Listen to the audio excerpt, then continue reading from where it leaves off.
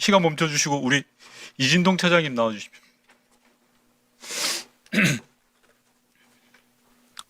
예, 나왔습니다. 예, 차장님 이 자리에서 거짓으로 위증하시면 처벌받는 거 알고 계시죠? 예, 2월 6일 날 김용현 씨가 차장님한테 전화를 한 겁니까? 차장님이 전화를 아까는 분명히 전화를 기억으로는 제가 한 걸로 기억하고 있습니다. 그걸 기억 못 하세요? 그럼 몇 시에 전화를 하셨어요? 저녁이었던 걸로 알고 있습니다. 자, 첫 번째 PPT 띄워주세요. 당시에 김용현이 차장님한테 전화를 했습니다. 정확하게 12월 6일 날 22시 09분에 전화를 한 겁니다. 따라서 김용현이 검찰 출석 설득을 위해서 차장이 전화한 게 위증이에요. 앞단에 이야기하신 게. 아시겠어요?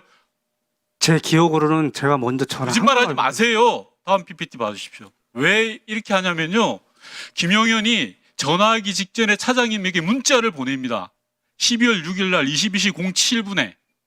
제가 문자 내용은 아쉽게도 보지를 못합니다. 못 봤으니까요. 그런데 이 문자를 받고 3분 후에 김용현 씨가 차장님한테 전화를 합니다. 기억 안 나세요? 아니, 그러니까 그 김영현 장관이 저한테 문자를 하고 그러고 나서 전화를 했다는 취지인가요? 네. 문자 한 것도 있는 것 같은데 있는 것 저는 같아요, 전화를 차장님. 전화를 한 다시 걸로 알고요. 물어볼게요. 김용현 씨가 전화를 한 겁니까? 아니면 차장님이 전화를 하신 거예요? 저는 제 기억으로는 제가 전화한 걸로 알고 있거든요. 검찰에서 확보된 진술하고 영 다릅니다, 차장님. 왜 이렇게 거짓말하세요? 아니, 자, 거짓말한 그리고 게 아니고 잠시만요. 저는 제가 질의하고 있는 중입니다, 차장님. 제 기억으로 차장님, 제가 질의하고 있는 중입니다. 차장님, 한 걸로만 얘기하는 겁니다. 지금. 위원장님 차장님. 끊어주시고 주의를 좀 주십시오. 사장님, 예, 지금 의원님께서 지금 질의를 하고 계시잖아요. 예. 그러면 그 질의 끝난 다음에 답변하셔야 되지 않겠습니까? 아니 그 답변할 기회를 안 주고 그냥 말씀하시니까 그게 아니니까 지금. 아니 거짓말이 아니라 자, 제 기억으로만 생각하고 잠깐만요. 진술하는 겁니다. 자, 제가 30초 드리겠습니다. 30초 추가로. 네, 말씀하십시오. 질의하면 되겠습니까? 네. 네. 앞서 차장께서는 수사팀 실무자라고 이야기하셨는데요. 다음 PPT 보십시오. 이창규 검찰 특수본 부장수사가 차장이 통화하기 직전에 김용현에게 통화로 검찰 출석을 회유합니다. 이때 김용현이 이창규 부장한테 뭐라고 하냐면 대통령과 통화 후에 하겠다라고 합니다. 그런데 이 시기가 12월 6일 20시 40분부터 21시까지가 이 시기입니다. 제가 지금 시간을 역으로 해서 말씀드리는 겁니다. 예. 차장님, 이창규로부터 이런 내용을 이야기 들은 적이 있습니까? 제가 예, 아니요로 짧게 말씀해 주시면 좋겠습니다. 들은 적이 있냐 없냐입니다. 기억이 잘 안 납니다. 거짓말하고 계십니다. 자, 다음 PPT 봐주십시오. 김선호 차관님께 여쭙겠습니다. 이날 6일 날 20시 15분에 심우정 총장으로부터 전화가 왔습니다. 차관님께. 김용현 전 장관 번호를 달라. 맞죠? 번호를 달라가 아니고 연락하시는 방법을 좀 예, 협조해달라고. 그 말이 그 말입니다. 그래서 차관님께서는 한 10여 분 정도 찾아서 김용현 씨의 비화폰 번호를 전달합니다. 맞죠? 예, 그렇습니다. 자, 제가 거꾸로 가보겠습니다. 6일 날 저녁 8시경에 심우정 총장이 김선호 차관한테 연락을 하고요. 김선호 차관께서 비화폰 번호를 해서 심우정한테 줍니다.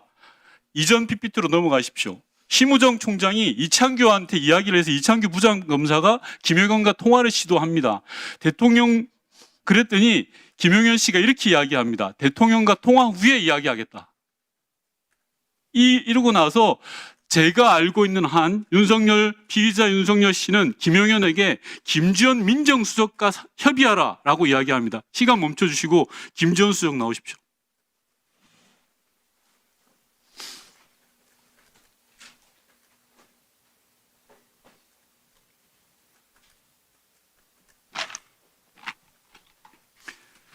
예, 지난번 청문회에서 증인은 통화한 적 없다라고 이야기했습니다. 그 진술 그대로입니까? 어떤 통화를 말씀하시는 어떤 통화라뇨? 지난번 청문회에서 이 자리에서 물어본 게 아직 기억이 안 나세요? 특별한 기억이 없다고 말씀드렸습니다. 특별한 기억, 자, 다시 물을게요. 그럼 그날 대통령 윤석열, 피의자 윤석열 또는 김용현과 통화한 적 있습니까? 없습니까? 김용현 장관하고 그날 통화한 기억이 없습니다. 통화한 적이 있냐고 묻습니다. 그러니까 지금 그때 당시에 자, 그럼 대통령과 통화한 적 있습니까? 예? 대통령과 통화한 적 있습니까? 대통령님하고 통화를 한 일이 있느냐는 그런 말씀은 그러니까 아니 제가 묻잖아요. 어느 시점에 어떻게 12월 6일 날 통화한 적이 있냐고요.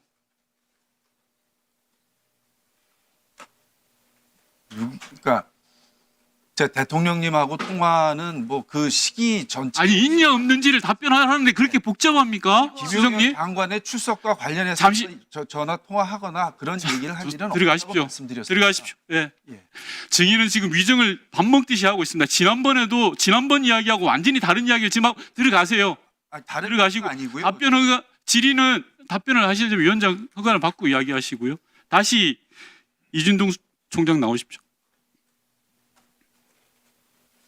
차장입니다. 예, 죄송합니다. 차장님 나오시고요. 자, 제가 다시 한번 확인해 보겠습니다. 심우정 총장이 김성호 차장관하고 통화하고 그래서 번호를 입수해서 대검에서 김용현의 신병을 확보하기 위해서 난리를 칩니다. 그 과정에서 차장님 통화를 하시고요. 저는 이 과정에서 반드시 피의자 윤석열 씨가 있다고 보는 사람입니다. 그렇지 않습니까? 그렇지 않으면 대검에서 김용현의 번호를 입수하고 설득하는 과정이 설명이 안 됩니다. 어떻습니까? 그거는 잘 모르겠고요. 네. 그 당시에 제가 아까 처음에 설명했듯이 이 사건에서는 김용현 전 장관의 신병 확보가 제일 중요한데 네. 그 사람이 그 신병을 확보하기 위해서는 설득할 수밖에 없었습니다.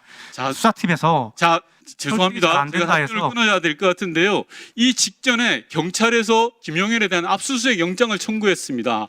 따라서 검찰은 신속하게 신병을 확보하는 게 필요했기 때문에 피의자 윤석열까지 동원해서 김용현의 신병을 확보한 겁니다. 여기에 그 통화 내역이 나와 있는 거고요. 증인께서는 앞서 전화를 했다라고 했는데 실제로 전화를 받은 거예요. 김용현이 왜 갑자기 대검 차장한테 전화를 하겠습니까? 출석을 설득하기 위해서라면 차장이 전화를 했어야죠. 그런데 거꾸로예요. 이거는 대검과 윤석열 그리고 모든 이 커넥션이 다 있는 거라고 볼 수밖에 없는 겁니다. 위원장님 답변 드려도 되나요? 네, 간단하게 해주십시오. 제 아까도 말씀드린 건 제 기억이고 분명히 그 김용현 장관하고 저는 통화를 했고 제 기억으로는 제가 건 걸로 기억하는데 그건 지금 지금 말씀하시니까 잘 기억이 잘 안 나는데 그때 통화 내용은 설득이 제일 중요했기 때문에 설득을 하는 과정이었습니다. 그리고 그 번호는 저는 분명히 수사팀으로부터 받은 거고 이창규 검사한테 받은 게 맞죠? 그러니까 그 아마 제 기억으로는 그런 것 같습니다. 제가 김용현 비하도 번호까지 공개를 할까요? 차장님 지금 이야기하시는 게 아기가 안 맞아요.